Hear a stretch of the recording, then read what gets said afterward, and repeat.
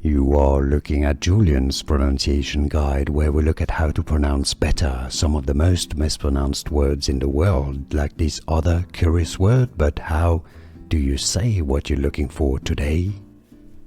Let's learn how to pronounce this name once and for all correctly. I said correctly, yes. There are other videos on YouTube that say it as Pyridoxine. No, it's definitely not that. By the way, if you want to learn more correct pronunciation, stay tuned. I've got more videos for you.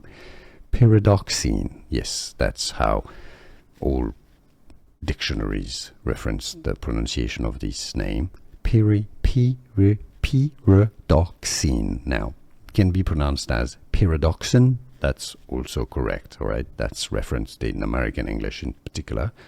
But it's a P sound at the beginning, not pyri. Pyridoxine.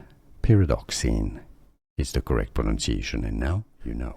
Here are more videos on how to pronounce more confusing words and names too many mispronounced. Like this video if you found it useful. I appreciate your support. I'll see you soon, and thanks for watching.